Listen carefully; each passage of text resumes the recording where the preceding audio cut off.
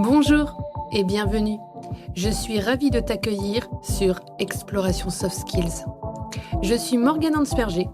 Je suis une entrepreneuse créative depuis 2020. Je vais recevoir ici des invités inspirants qui tous les 15 jours vont partager leur histoire.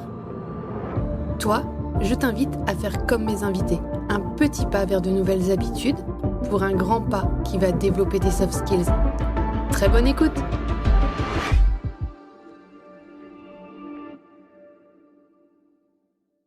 Je suis ravie aujourd'hui de vous présenter Clémentine Lavotte. Bonjour Clémentine.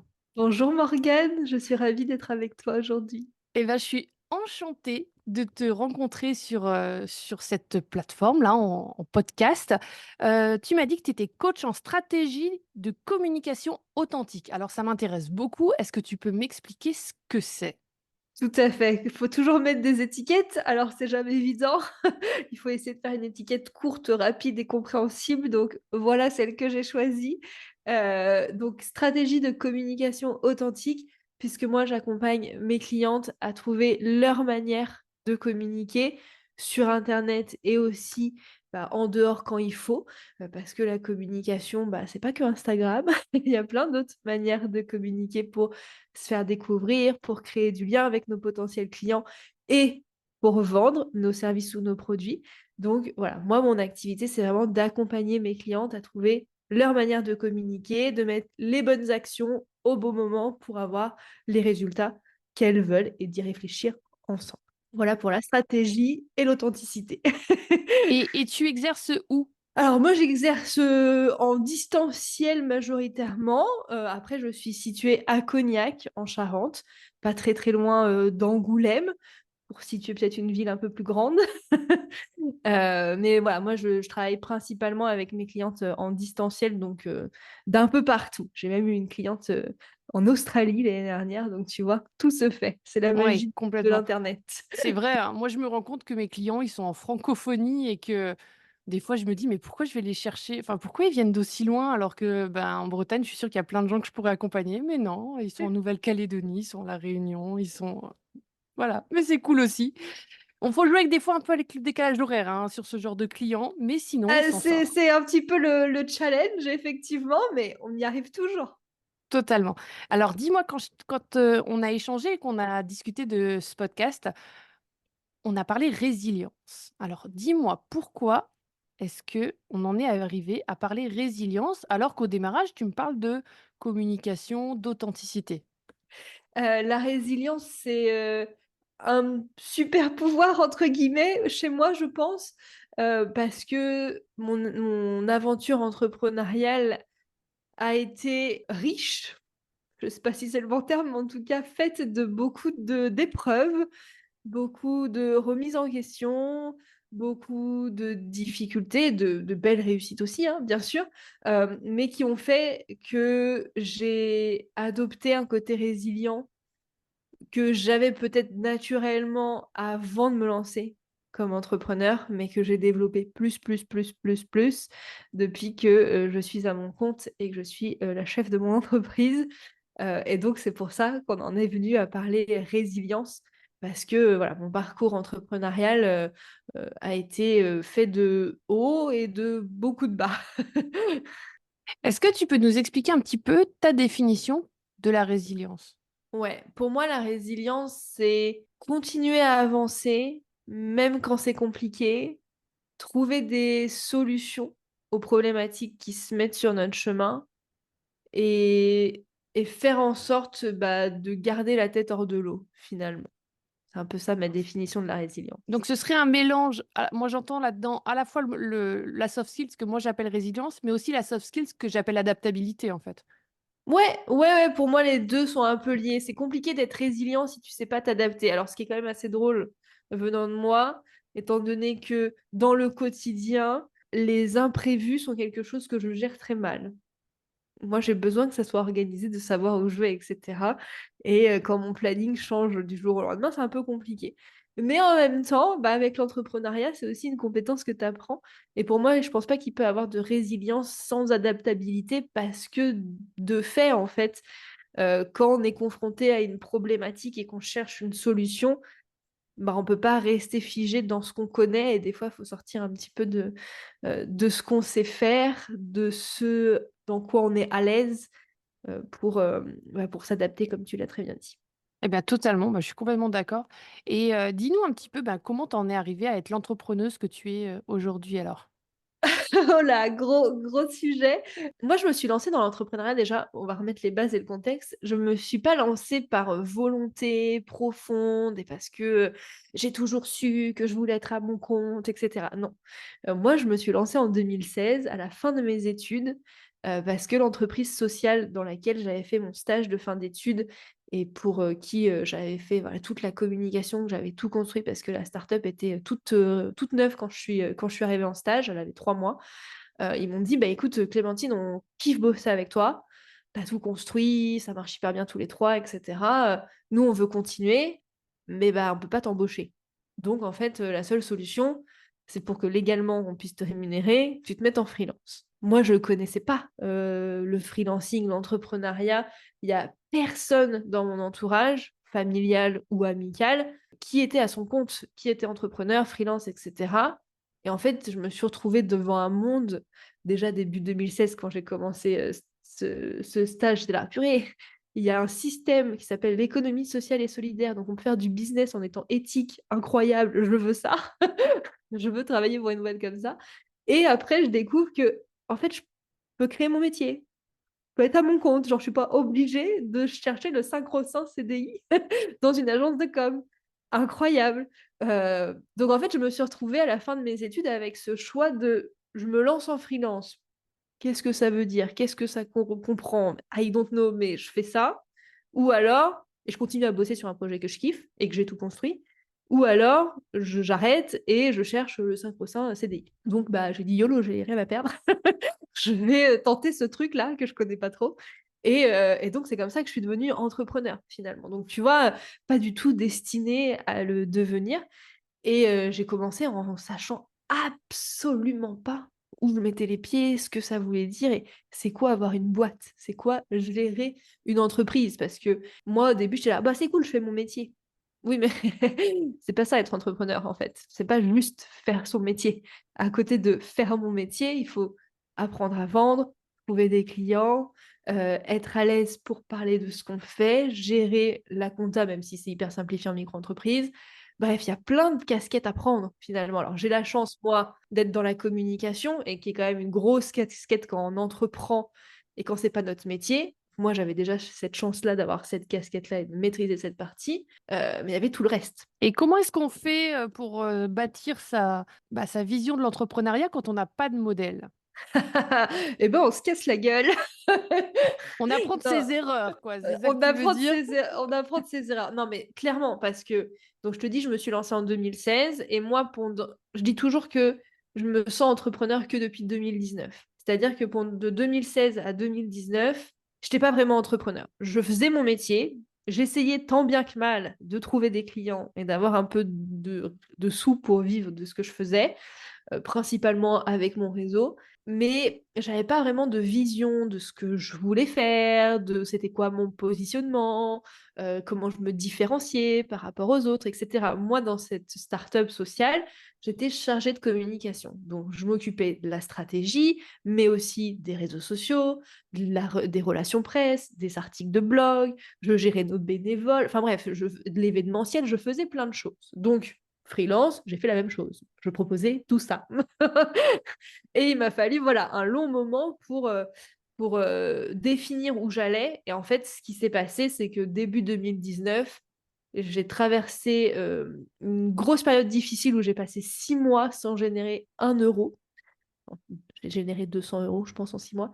Bon, bref, j'ai généré quasiment rien pendant 6 mois. Et ok, très bien, j'avais bien bossé en 2018 et du coup, j'avais de la trésor, mais bah, ça fond au bout d'un moment, hein. Mmh. L'argent Et n'est pas puis éternel. en auto-entreprise, eh bien, tu ne touches pas d'aide de Pôle emploi, en cas de baisse de salaire. C'est enfin de chiffre d'affaires parce que c'est même pas un salaire, c'est du chiffre d'affaires. Exactement. Donc en fait, là, je me suis retrouvée, ouais, juin 2019, devant la situation de, OK, là, soit je trouve une vraie solution pour construire une véritable entreprise, soit en fait j'abandonne et je retourne, enfin j'abandonne, je laisse tomber et je vais au salariat parce que c'était pas quelque chose que j'avais envisagé de toute façon à la base. Et j'ai décidé que j'aimais trop ça. Travailler pour moi, trouver mes clientes, trouver les projets sur lesquels j'avais envie de travailler et gérer mon temps comme je voulais finalement, enfin comme je voulais. On s'entend, hein. C'est pas parce qu'on est entrepreneur qu'on peut faire n'importe quoi et glander dans son canapé. Et donc, j'ai décidé de me faire accompagner finalement par quelqu'un qui savait ce que ça voulait dire de lancer une boîte et toutes les choses auxquelles il fallait que je pense pour lancer une boîte. Et donc, je me suis fait accompagner pour poser les fondations de mon activité. Ça a été douloureux, mais ça a été très bénéfique. Et c'est comme ça que j'en suis là aujourd'hui. En tout cas, sans cet accompagnement-là, c'est sûr qu'en 2019, j'aurais arrêté. Et donc, tu commences à peine à sortir de l'eau qu'arrive 2020. Ouais, le Covid, super, on l'adore. Et là, qu'est-ce qui se Ouais, passe alors? qu'est-ce qui se passe? Eh ben, écoute, il se passe étonnamment plutôt du positif. Effectivement, donc j'ai travaillé cette fondation business mi-2019 jusqu'à quasiment la fin 2019. Fin 2019, je commence à voir mes petites graines pousser. J'avais des contrats de signés pour début 2020, etc. Effectivement, Covid arrive, les contrats tombent à l'eau, mais je ne m'inquiète pas. Je me dis, OK, c'est quoi, c'est pas grave. Entre-temps, j'avais repris un boulot salarié à mi-temps en septembre 2019 parce que je voulais plus revivre ces 6 mois à me dire constamment comment je paye mon loyer et comment je mange. Parce qu'avec ça en tête, c'est très compliqué de se concentrer sur autre chose. Donc, j'ai fait ce choix de reprendre un boulot de 15 heures par semaine qui m'assurait le minimum vital. Euh, et donc, je me suis dit, bah, ok, en fait, profite. Genre, t'as ce boulot, on est en Covid, t'es confiné, t'es quand même payé. Donc, tu sais que quoi qu'il se passe niveau boîte, t'as de quoi manger, t'as de quoi payer ton loyer. Profites-en pour continuer tout le travail que tu avais mis en place fin 2019 et donc communiquer, faire des choses pour me faire connaître, créer du lien avec mon audience, etc. et trouver des clients. Et en fait, petit à petit, ça s'est mis en place et je sais pas, dès le mois de mai 2020, je crois, bah, j'avais des clients qui ressemblaient à mes clientes idéales et depuis, ça s'est pas arrêté. Alors, il y a eu des hauts et des bas, mais je suis jamais tombée dans ce truc de je gagne 0 € de chiffre d'affaires. Et est-ce que tu as continué à garder ton CDI à côté? J'ai arrêté en 2022 quand j'ai déménagé, parce qu'avant j'étais à Nantes et là du coup je suis à Cognac maintenant. Et donc j'ai arrêté en déménageant. Oui, en 2022, c'est ça. On va repenser, oui, c'était en 2022. Donc je l'ai quand même gardé quasiment 3 ans. Et qu'est-ce que la résilience t'a apporté dans cette traversée, dans cette aventure-là? Bah, de la force. Je dirais de la force parce que ça permet de pas se laisser abattre par les épreuves. Parce qu'on va pas se mentir, l'entrepreneuriat, c'est pas un long fleuve tranquille, c'est pas tout rose, c'est pas les paillettes comme on peut le voir sur Instagram.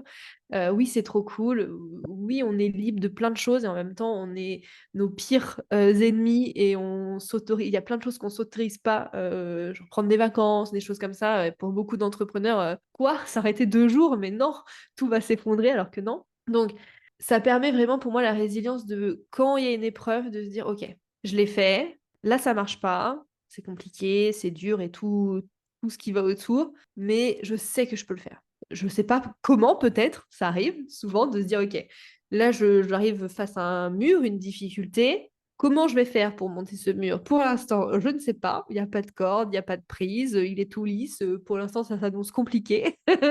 Mais je vais trouver une solution. Je vais construire des briques s'il faut construire des briques pour monter ce mur. Je vais construire une corde avec des brindilles s'il le faut. Mais je vais y arriver, j'ai envie. Parce que je me suis rendu compte au fur des années euh, que j'aime trop ça, que je suis totalement à ma place là où je suis, que j'ai pas envie de repartir sur autre chose. Et je pense comme tout entrepreneur qui passe par des phases un peu compliquées, il y a ce moment où tu regardes les offres d'emploi, tu regardes ce qui se passe autour et tu te dis, allez, c'est bon. Pourquoi je m'inflige ça? Vas-y. Je retrouve un salariat, je vais dans un boulot où, quoi qu'il se passe, je serai payée. Et c'est bon, j'arrête de me prendre la tête, j'enlève de la charge mentale et tout va bien. Et puis tu recherches les offres d'emploi et tu dis, non, en fait, je me visualise pas. J'ai pas envie, ça me met pas de joie. Parce que même dans les difficultés, avec cette résilience, j'ai de la joie à faire ce que je fais. Je dis pas que c'est facile, encore une fois.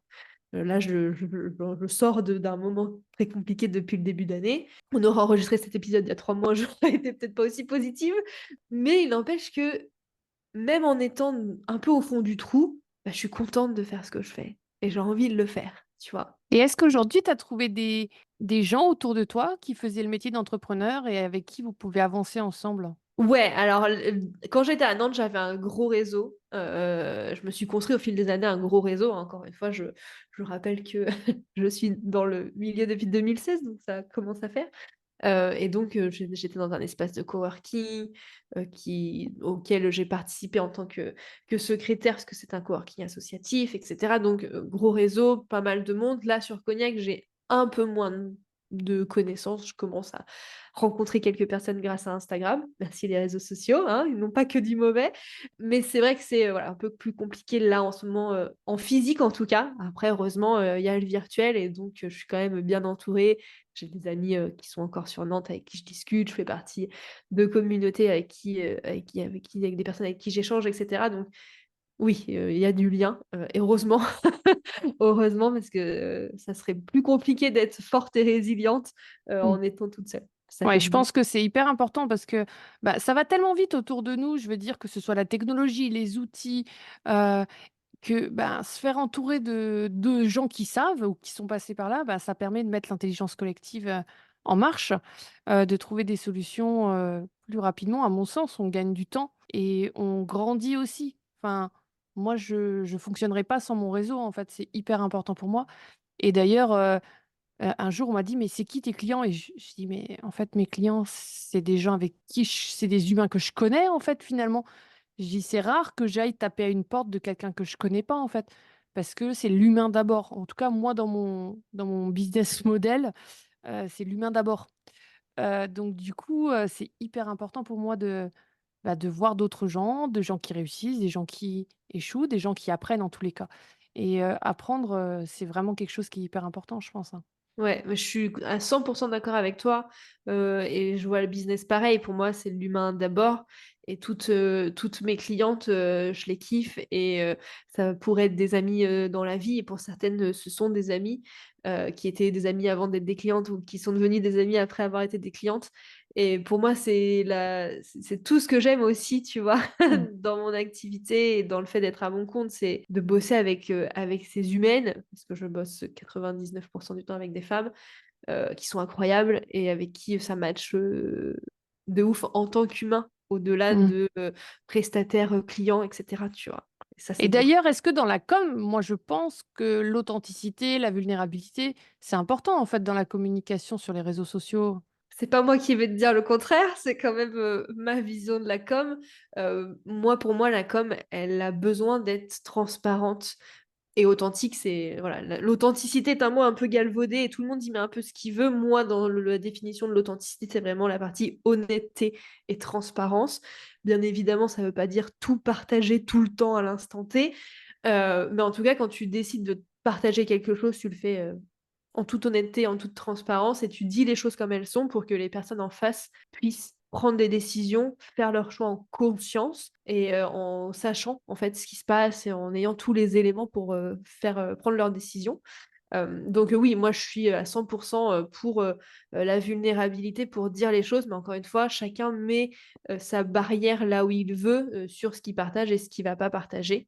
L'idée, encore une fois, c'est pas de se forcer à partager des choses qu'on a envie de garder pour soi. On a tous nos petits jardins secrets et c'est très bien comme ça.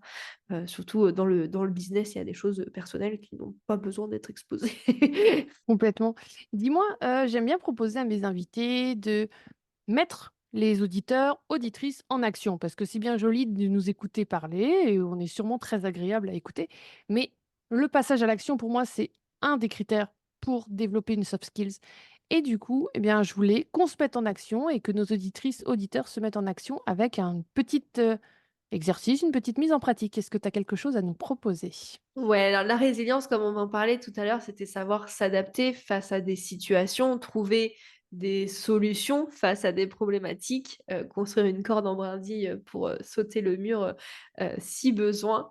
Et même si je ne suis pas forcément adepte de se forcer à sortir de sa zone de confort et à faire des choses dans lesquelles on n'est pas à l'aise, commencez, faites un premier pas. Ça peut être un premier pas facile et dans la direction qui vous convient, mais pour savoir et pour se sentir plus résilient, plus forte et fort, bah, ça commence par passer à l'action, comme tu le dis en fait. Donc, prenez quelque chose que vous reculez, parce que quand on procrastine, il y a toujours une raison de procrastiner. C'est pas une question de temps, c'est une question de priorité, une question de peur, une question de plein de choses. Mais la procrastination n'est jamais juste de la flemme. Il y a toujours des choses derrière qui se cachent. Donc prenez quelque chose, une tâche, quelque chose de simple. Encore une fois, ça peut être quelque chose de très simple comme, envoyer un mail ou, faire vos impôts. Bon, au moment où on enregistre, c'est à peu près la période. C'est Dépêchez-vous vrai. quand même, faut peut-être pas trop procrastiner cette tâche-là. Mais voilà, des choses qui peuvent être très faciles et rapides à faire, mais que vous faites pas par peur, par et cetera et commencez. Faites un pas, un tout petit pas. C'est vous lancer déjà et après, bah, si vous prenez un mur, bah, tant pis, vous prenez le mur et puis vous construirez, des briques pour, passer au-dessus du mur. Mais si vous avancez pas, vous allez jamais le prendre ce mur et c'est pas mieux, en fait. Moi, je pars du principe que je préfère avancer, me prendre un mur, trouver une manière de construire une porte pour avancer, que de rester devant le mur à l'observer et me dire: si j'avance, peut-être je vais le prendre». Mmh, Oui, mais si j'avance pas, il va rien se passer de plus, en fait. complètement. Et pour moi, c'est ça la résilience. Tu vois, il y a 15 jours, j'étais dans une formation et la formatrice, elle nous dit, alors vous êtes face à un buisson et vous avez 2 solutions. Soit, derrière le buisson, vous pensez qu'il y a un tigre alors qu'il n'y en a pas, soit, vous pensez qu'il n'y a pas de tigre alors qu'il y en a un. Qu'est-ce que vous faites? En fait, donc et et et moi, et d'ailleurs, je suis toujours persuadée de ma réponse. Moi, je préfère me dire qu'il y a pas de tigre, en fait. Et elle me dit: «Bah, ceux qui ont pensé qu'il y a pas de tigre, ils sont morts, ils se font bouffer». Mais je dis: «Mais moi, je préfère me faire bouffer parce que si je passe ma vie à regarder tous les buissons et à croire qu'il va y avoir un tigre derrière, et ben je sors plus de chez moi, j'avance plus, en fait». C'est-à-dire je fais plus de choses qui sont différentes dans la vie. Peut-être qu'un jour, je vais rencontrer un buisson avec un tigre, mais entre-temps, j'aurais vu plein de buissons qui avaient pas de tigre, en fait. Donc moi, je suis assez partisane de plutôt me lancer, tu vois? Ouais, ouais, et puis pour continuer sur la métaphore, je suis complètement d'accord avec toi. Je pense que j'aurais répondu la même chose. Bah écoute, j'y vais, hein, de toute façon, il y a un tigre, il y a un tigre. Et puis, c'est pas parce qu'il y a un tigre derrière le buisson qu'il va te becqueter. Tu vois? Genre, ok, il y a un tigre, bah peut-être que, en fait, tu sais parler au tigre, mais tu le sais pas. Ça se trouve, tu es la femme qui murmure à l'oreille du tigre, mais tu peux pas le savoir puisque t'as passé ta vie à te dire j'y vais pas parce que peut-être il y a un tigre. Tu vois? Mais je pense que sinon, tu as peur de tout, en fait, finalement. Si derrière chaque truc que tu vois dans la vie, tu te dis: «Bah, il y a peut-être un truc qui va m'empêcher d'avancer», il y a peut mais en fait, tu avances plus, tu stagnes, en fait et c'est pas la solution, tu vois? Alors, il m'est arrivé un truc de fou. Je suis allée au Brésil l'année dernière pour un voyage féminité sororité. Ceux qui écoutent mon podcast, ils ont sûrement déjà entendu parler, de cette aventure-là et je me suis retrouvée sur une planche de surf à Rio. Sauf que, bah, il y avait 2 trucs qui étaient complètement fous là-dedans. Déjà que j'étais sur une planche de surf et de 2 que j'étais à Rio. Déjà, ça faisait 2 trucs qui avaient rien de normal et pour autant, je me suis retrouvée au milieu de l'océan à prendre des vagues dans la tronche et j'ai pris une leçon de résilience de folie. C'est-à-dire que quand tu es sur ta planche, bah, la vague, tu as 2 choix, quoi. C'est soit tu la laisses te pousser, soit tu la prends dans la gueule et tu fermes la bouche et tu attends qu'elle passe, quoi. Et là, je me suis dit: «Mais c'est une vraie métaphore de résilience, en fait». C'est-à-dire que, ben, de toute façon, comme c'est une vague, elle va passer. Ça ira mieux à un moment donné. Là, je morfle, mais je fais ce que je peux pour maintenir le cap, mais à un moment donné, eh bien, ça va aller mieux, en fait. Mais je peux aussi laisser la vague, me porter et avancer avec elle, en fait. Dans les 2 cas, je progresse, tu vois? J'ai très envie de refaire du surf, mais je suis pas sûre d'être prête, hein. Parce que l'eau, elle Je... a pas la même température à Rio qu'à Brest, hein.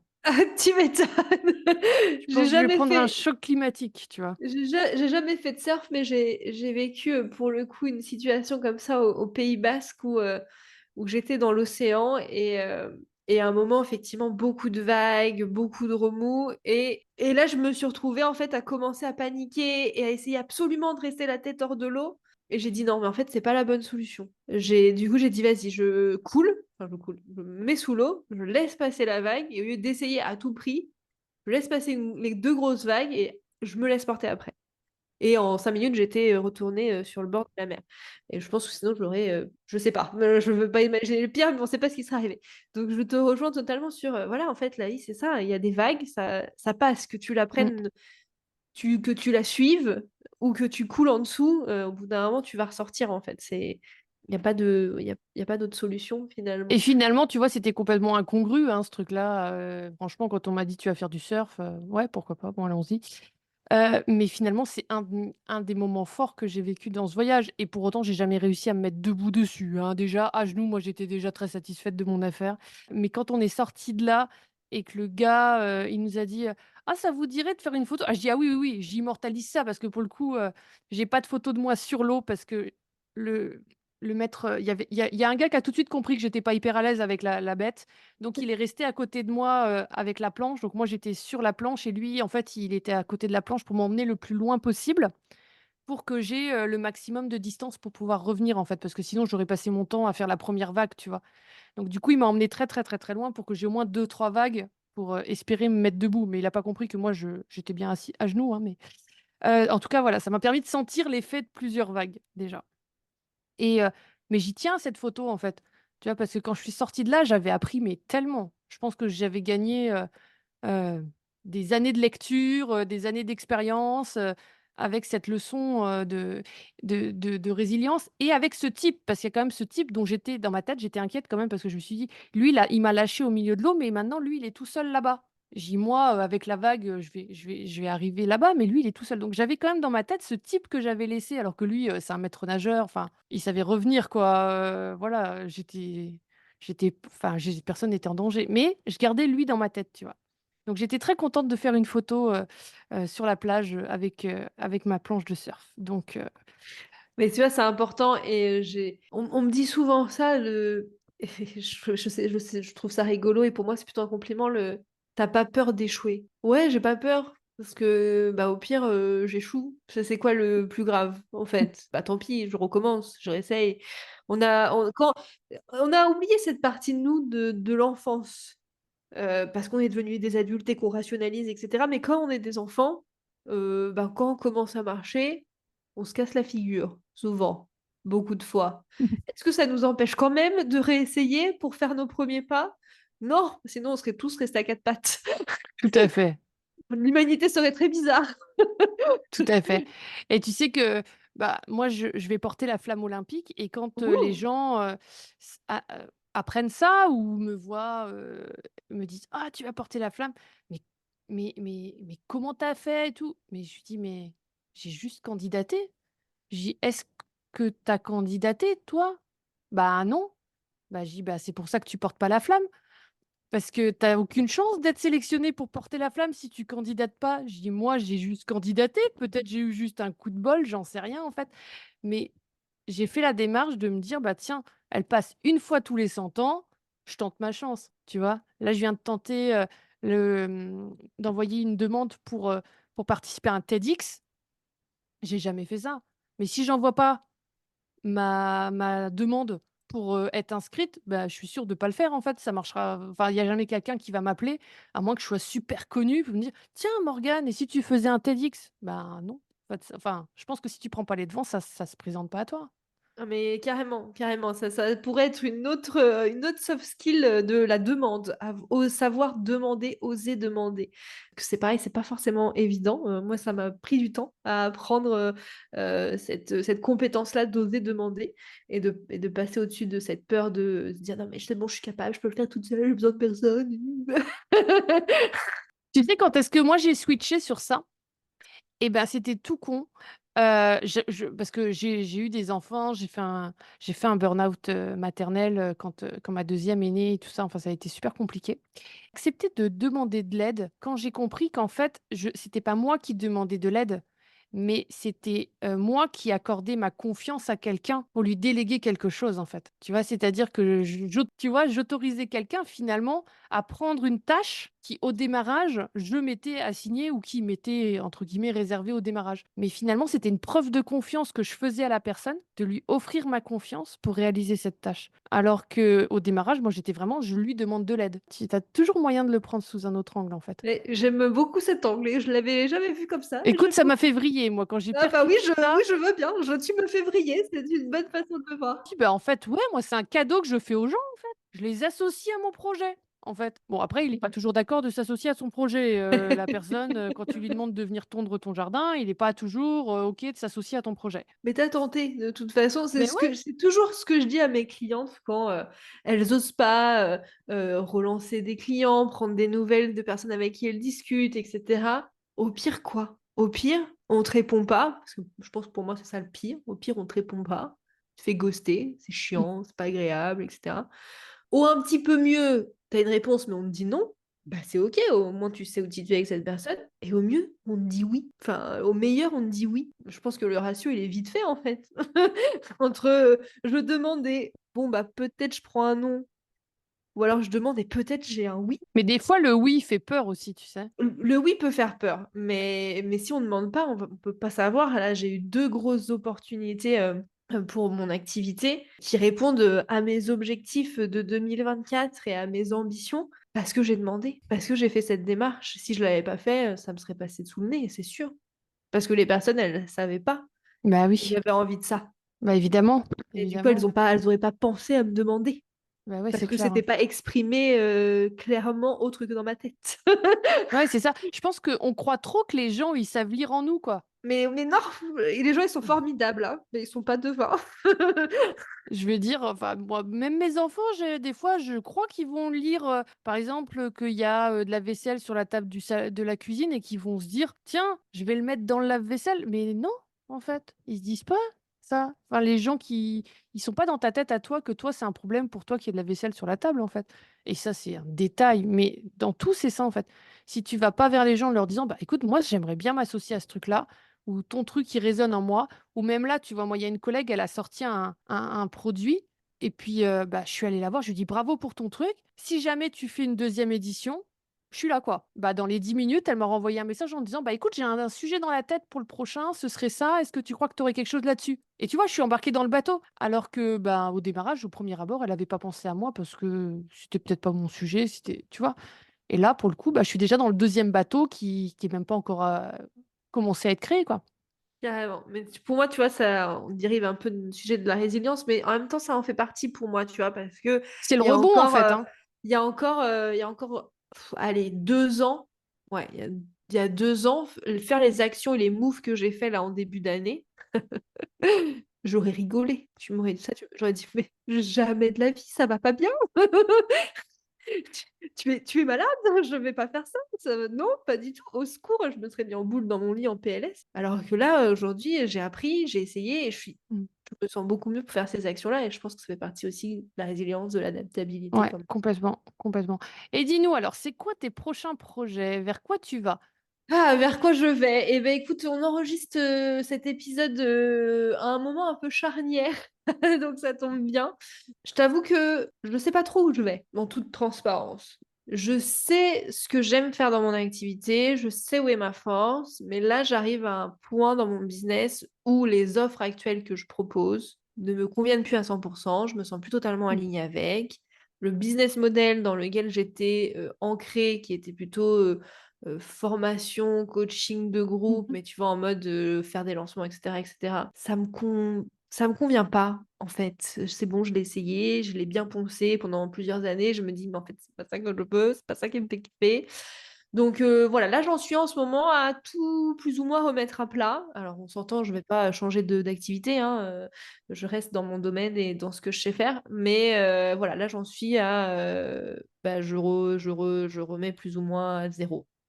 Mais Voilà, moi, je donc trouve que c'est la saison pour faire ça, tu vois? On est au printemps et je trouve que c'est vraiment le moment.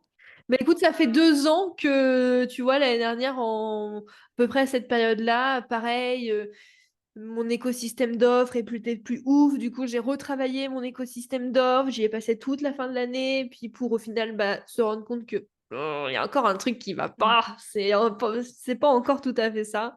Donc j'espère que cette fois-ci sera la bonne, mais bon, après, c'est l'entrepreneuriat, c'est un work in progress constant. Complètement. Et les personnes qui écouteront cet épisode dans 2 ans, bah, peut-être que tout aura changé dans Ben, 2 ans, complètement. on ne peut pas savoir. On s'est rencontrés parce que tu as, comme moi, créé un podcast. Tout à fait. Est-ce que tu peux nous parler de ton podcast? Ouais, tout à fait, grand plaisir. Mon podcast, il s'appelle Comme toi, comme la communication et toi comme la personne. Parce que il parle de la communication authentique et de dédramatiser la communication.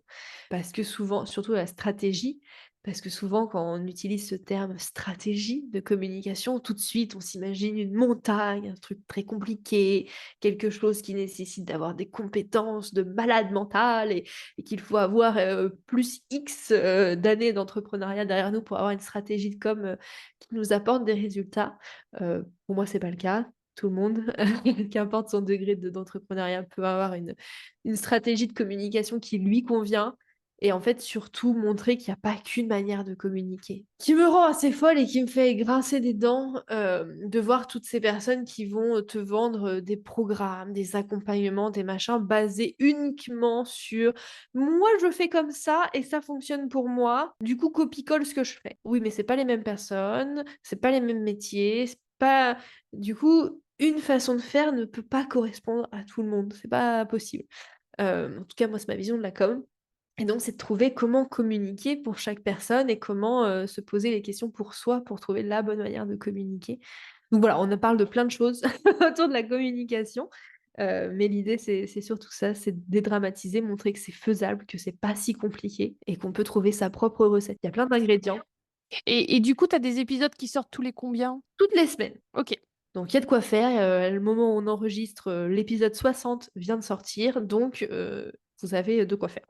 Ah ouais, complètement. Bon, bah écoute, moi je propose qu'on mette le lien de ton podcast en description, comme ça les Tout gens à vont fait. pouvoir aller écouter ça après avoir liké, partagé cet épisode que l'on fait ensemble pour faire buzzer un max cet épisode. Et puis, est-ce que tu avais préparé un petit mot de la fin pour nos auditrices et auditeurs? Alors, je vais vous partager une citation qui est sur mon espace Notion et que je vois tous les jours quand je commence à travailler, qui est de Marianne Williamson et qui dit qu'on n'apporte rien au monde en se dévalorisant et qu'il n'est pas éclairé de se faire plus petit que l'on est simplement pour rassurer les autres autour de nous. Et je trouve que ça va bien avec ce qu'on s'est dit aujourd'hui. Et complètement, j'adore.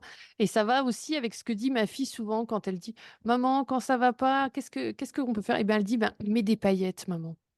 Et ça, quand tu commences à te mettre des paillettes et à briller, et ben, tout de suite, tu te sens mieux, tu te sens plus grande, plus forte. Ah, j'adore ta citation. Et ben, écoute, merci beaucoup Clémentine pour ce temps qu'on a passé ensemble.